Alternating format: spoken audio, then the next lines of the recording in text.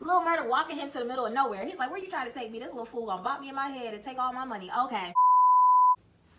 Down in the valley where the girls get naked. Okay, y'all, so here we are. Last call for alcohol, episode 7 of P Valley. So when we start off, Autumn is up there dancing and she had her hair looking like mine, y'all. She was all froed out. I was like, okay, now I know she did not get with Montavious Hill, and they are this comfortable. So I said, oh, this must be a throwback. And of course, it was a flashback to her life with Montavious and their baby. So things have been confirmed, but not so much confirmed, so they can still deny. So apparently Montavious Hill is her baby daddy, but I don't know if that's her husband because her name is Haley something, not Hill. So she was dancing. I was like, so was she a scribble in her past life? Is that why she got up there? That was her first thought, to go get a job to do that because she knew how to do it, or was she just dancing for her man? I don't know. Either way it goes, Haley had that fro out. I thought that was kind of cute. Something else that was kind of cute, we had Uncle Clifford, y'all. I ain't calling Uncle Curtis yet. Yay. Uncle Clifford was down there, always dressed to kill.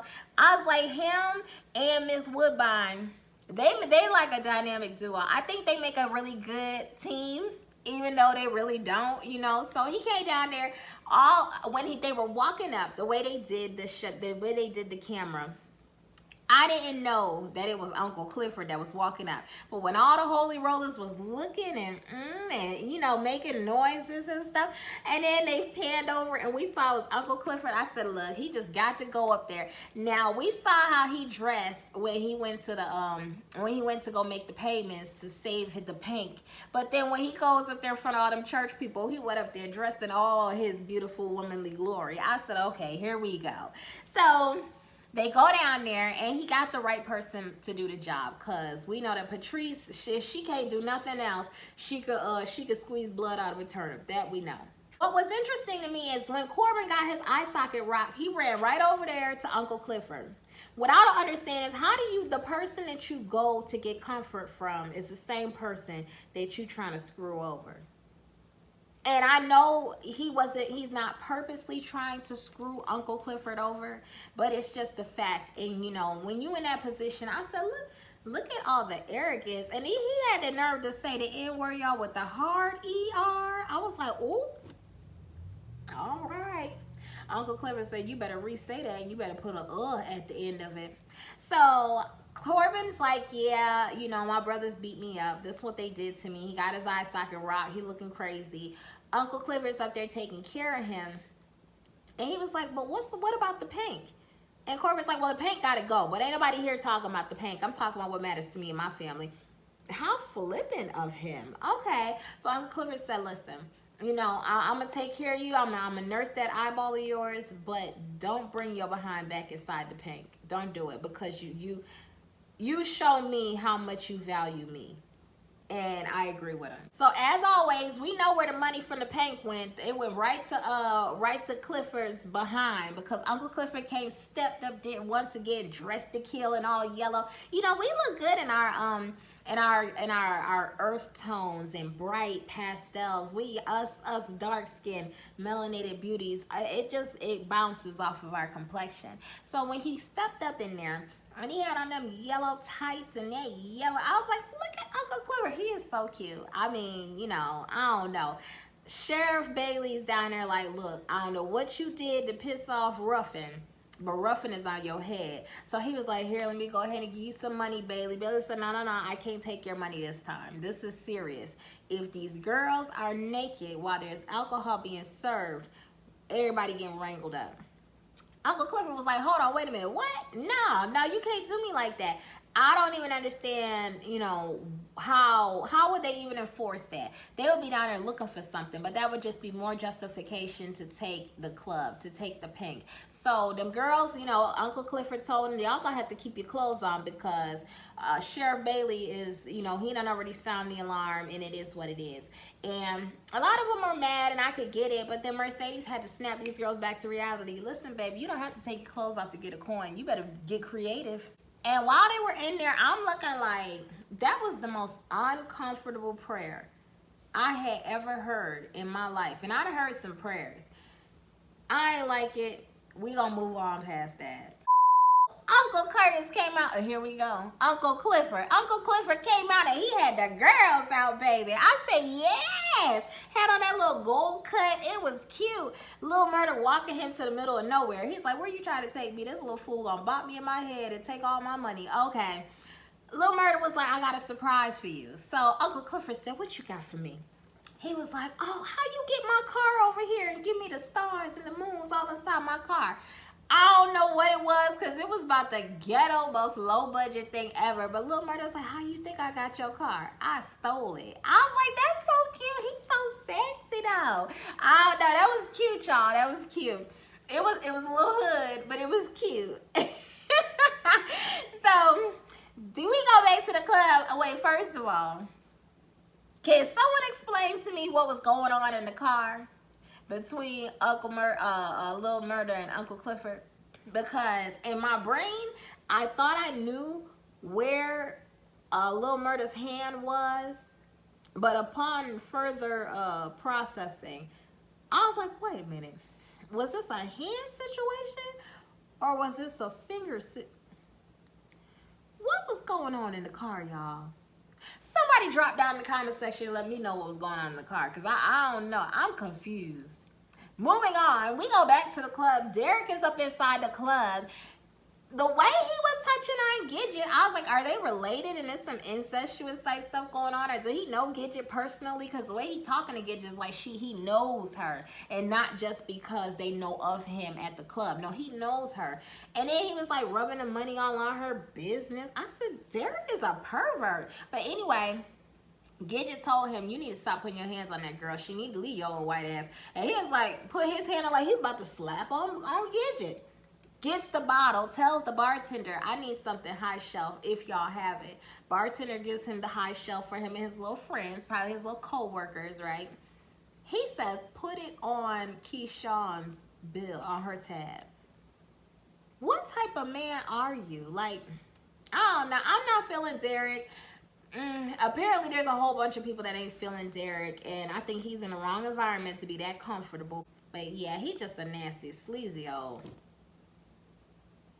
Moving on, there is just something about that song by Daniel Caesar that I don't know. I just love that song, everything about it. Let me get my bangs out my face. Okay, so, but Autumn was in there with Andre, and she was dancing for him, and I was like, ooh, I am not one to condone cheating. I don't like it. I don't think you have to do it. But a part of me really wanted Autumn to get it. Like, I don't know. I just kind of was like, now's the time. Then they put Daniel Caesar on. And who would have thought that he would have got her? So I was excited. All of a sudden, the phone started ringing and ringing and ringing and ringing. Okay, so part of me was like, why didn't this fool just silence the phone? Like, why did he just turn the phone off? But then the other side of me was like, nah, that phone rang because the Lord was telling you, get your ass up. This ain't where you need to be right now.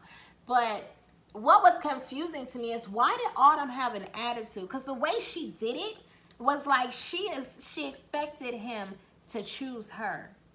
That's what I saw in her eyes. When she answered the phone, it was a test. And she wanted him to choose her, and he didn't. He chose his wife. Speaking of wife, he goes back to the hotel. The wife is like, where you at? Where you been with your lying self? What's up? I'm here. Where were you? He don't want to hear none of that. He like, man, please shut up. Look, just shut up. Shut up and take whatever I'm about to give to you. So they do what they do, and I was like, ooh, that's aggressive. All right. Hey, no judgments. So afterwards, she says, oh, you must have really missed me, huh? She didn't say it to herself like, oh, you really missed me. No, she asked her husband a question. And his reply was, I'm about to go take a shower. AKA, no, not at all. But I had something I needed to get off my chest, and you were available, so this is what I did to you. Is that how it really goes? I was just like, that was so, ugh. But I know she knew it. She felt it, because you could see the way she was looking. She knew. You caught him in the midst of something, and now he's here, so he about to get this off his chest, and then he gonna hop in the shower, and now life goes on. He didn't miss his wife. I think that man loves his wife, and he came down there, you know, a good man, and then ran into Autumn, and now he's willing to throw it all away, just give it all up. So his wife is left sitting there on top of the table. He just walked off on her. I ain't like that. In the previous episodes, we were talking about in the comment section, and I had mentioned some stuff in the video, Lil Murda and Uncle Curtis knowing that they can't take this show on the road, because there's a lot of people that don't like what y'all put, you know, they ain't trying to pick up what y'all putting down. So they just so happened to get sloppy, and what should have happened was Uncle Clifford should have walked out I said Uncle Curtis, didn't I? Y'all know what I meant. Uncle Clifford should have walked out first, went to the place and did whatever, you know, been inside of there. And then Lil Murda should have came around the backside and came in and did, you know, went inside that way, or vice versa. They should not have been Kiki and Kaka and coming out the woods together, because what happened was Lil Murda's friend saw him, and Lil Murda's friend said, here, listen, the heart want what the heart want. I ain't here to judge you. I know who you are, but we got money to get, and we don't let nothing come in between this money. So you take your heart and all your emotions, and you figure out what to do in your personal life, but don't let that interfere with what we got going on, because if it gets out, it's going to interfere. And I agree with his friend 100%. So Mercedes sees Montavious sitting down. She gonna slide up, because, you know, Mercedes about that money, baby. So Mercedes put her arm around him, saw them stacks. She's like, I'm about to get some of them. Montavious said, no, thank you, ma'am. Hand off me, please. I'm here for the star of the show. You know, I got my heart set on someone else. So she said, oh, you want my girl, Autumn. Let me call Autumn up for you. When Autumn rounded that man's arm and saw Montavious sitting there, you would have thought she saw a ghost. Autumn was like, okay, so Autumn sees Montavious, and I was like, just the vibe, the energy, they did a great job on that scene, because you could tell right there, Mercedes knew something wasn't right. Mercedes knew something wasn't right. She was looking, and she got the vibe, and Autumn played it off good. Okay, we're just going to go back to the cloud room, or take me to heaven, or wherever it is. She knew something wasn't right. And moving forward, when we see what's to come next week, we see that Mercedes had to go in there and cut her a bitch real quick, or do something. I seen her swinging something, and you don't swing, you know. We all see what happened, but I think Mercedes busts through the door and she saves Autumn. We know a couple of facts, so let's get into the facts.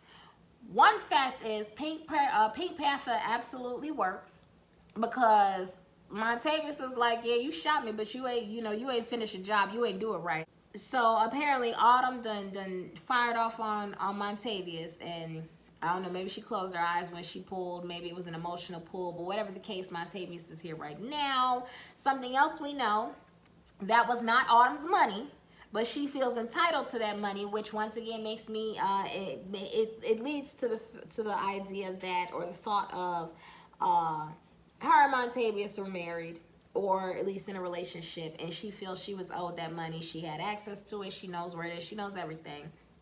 Montavious had money, and Autumn took it, because he was like, bitch, where my money at? So we know that for a fact. And what we also know is Mercedes is a whole G out here in these streets, because Mercedes busted up inside the cloud room and had to stick up for her girl, and I'm not mad at her. What I also saw coming is somehow Mississippi and her man, what they got going on is gonna come to a head. I also saw Uncle Clifford was a little upset with Lil Murda, and he was like, now you got what you wanted, now it's all out. So I don't know what Lil Murda got on that stage and did, but he probably shouldn't have done it for the greater good, but he did it, so here we are. What else? That's it. I don't know. If I missed anything, y'all comment down below and let me know what I missed. I can't wait till next week, but it's kind of bittersweet. I really don't want next week to come, because I don't want this show to end, y'all. I love this show. But there's another one. What is it called? Something craft, house craft, hill craft, y'all. Somebody craft. I'm going to get onto that one as soon as I get done with this one. I'll talk to y'all later. Have a good one.